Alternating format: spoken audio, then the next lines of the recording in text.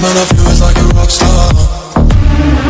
All my brothers got that gas and they always be smoking like a rock star. मोहब्बत की इसी मिट्टी को हिंदुस्तान कहते हैं, हिंदुस्तान कहते हैं। जो दुनिया में सुनाई दे उसे कहते हैं खामोशी, जो दुनिया में सुनाई दे उसे कहते हैं खामोशी, जो आंखों में दिखाई दे उसे तूफान कहते हैं। जो ये दीवार का सुराग है साहब, जो ये दीवार का सुराग है, चाइना, अमेरिका, पाकिस्तान साजिशों का हिस्सा है, मगर हम इसे अपने घर का रोशनदान कहते हैं, अपने घर का रोशनदान कहते हैं। परम सम्माननीय निर्णायक मंडल के सदस्य और सभा में उपस्थित सभी गणमान्य व्यक्ति, उप प्रधानाचार्य, प्रधानाचार्य जी और समस्त अध्यापकगणों को 15 अगस्त के उस उपलक्ष्य पर मैं अपने विचार आप सभी के साथ साझा करना चाहूंगा।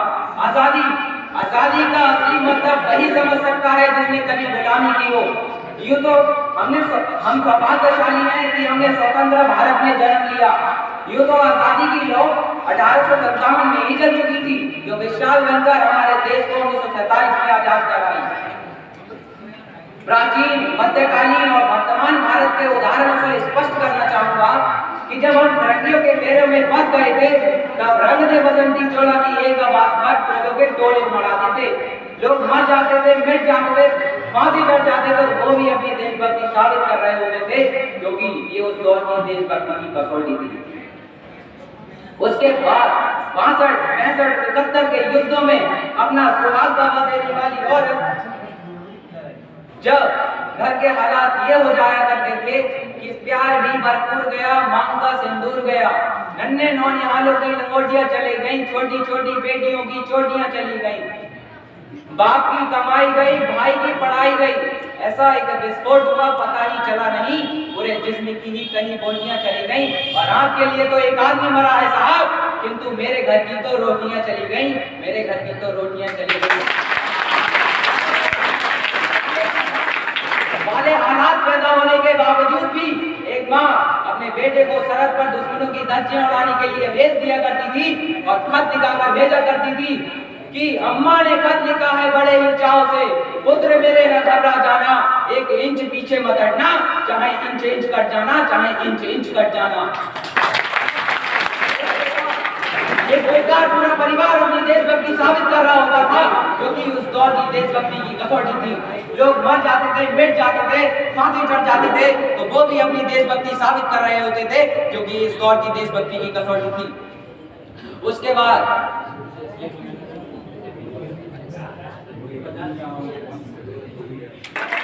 मजबूर को मजबूर समझिए, मजबूर नहीं। गरीब को काम दीजिए और दान नहीं, और दान देने के इच्छुक हैं तो जीते जी रक्तदान दीजिए और मरने के बाद अंगदान देकर किसी मरते हुए को जीवन दान दीजिए। यही है सच्ची बड़ी देशभक्ति और यही हमारा राष्ट्र है। न सरकार मेरी है, न रब मेरा है, न सरकार मेरी है, न रब मेरा है, और ये बड़ा सा नाम मेरा है। और मुझे गर्व है इस बात का कि मैं भारत का हूं और ये भारत मेरा है और ये भारत मेरा है।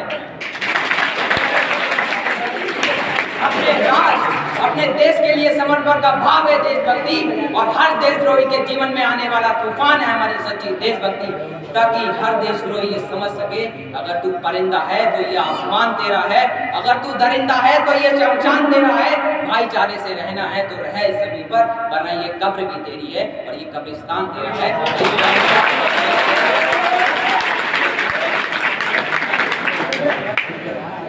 I being an Indian, I being a student, I being a symbol son of this motherland feel proud to be an Indian। और मैं सैल्यूट करना चाहूंगा सरहद पर खड़े और उस जवान को, इस देश की पुलिस प्रशासन और इस देश के हर उस नागरिक को जो अपना काम पूरी ईमानदारी, पूरी लगन और पूरी मेहनत से करता है, जिसके बिना राष्ट्र निर्माण की कल्पना भी करना असंभव सा लगता है।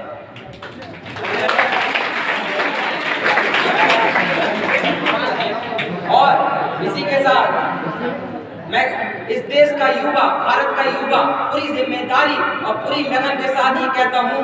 वैसे तो हमारे समाज में एक वैचारिक बीमारी हमारे समाज में मुझे नजर आती है। कहते हैं कि हम दुनिया के सबसे बड़े लोकतंत्र हैं, जहाँ हिंदू पैदा होते हैं, मुस्लिम पैदा होते हैं, परंतु सौभाग्य की बात है लेकिन अब इंसान पैदा नहीं होते। बल्कि मेरे विचार में ना हिंदू की जरूरत है, ना मुस्लिम की जरूरत है, ना सिख और ईसाई की जरूरत है, बल्कि राष्ट्र निर्माण के लिए केवल एक अच्छे इंसान की जरूरत है, केवल एक अच्छे इंसान की जरूरत है।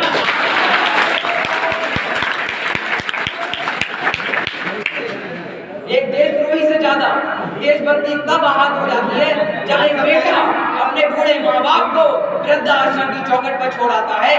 कर उठती है वो देशभक्ति जब एक युवा जिसके ऊपर जिम्मेदारी थी अपने देश अपने राष्ट्र की आशाओं को बांधे रखने की, वही युवा अब 4x4 इंच की छोटी सी स्क्रीन पर अपनी कोमल उंगलियों के घर्षण मात्र से अपनी भावनाओं की इमोजी भेज रहा है। 4 बोतल रोज का काम मेरा रोज का ने भारत का भविष्य तबाह कर रखा है।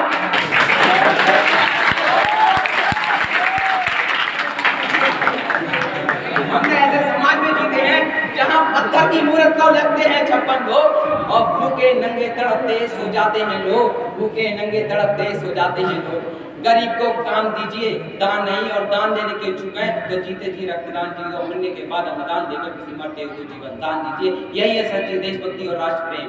और अंत में मैं इस भारत का युवा पूरी जिम्मेदारी के साथ ही कहता हूँ कि हमारा राष्ट्र निर्माण तब संभव होगा जब मैं, आप सब, हम एक साथ मिलकर प्रयास करेंगे, क्योंकि हमारे देश की जिम्मेदारी नहीं है हमें आगे ले जाने की, बल्कि हमारी जिम्मेदारी है अपने देश, अपने वतन को आगे ले जाने की, अपने राष्ट्र को आगे ले जाने की। तो मैं अंत में बस यही कहना चाहूंगा, मेरा देश महान था, महान है, महान रहेगा।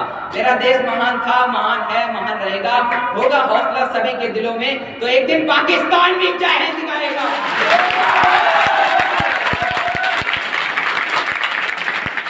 पाकिस्तान ही क्यों, सारा जहां जय हिंद कहेगा, क्योंकि सारे जहां से अच्छा हिंदुस्तान हमारा।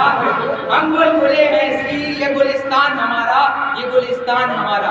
जय हिंद, वंदे मातरम।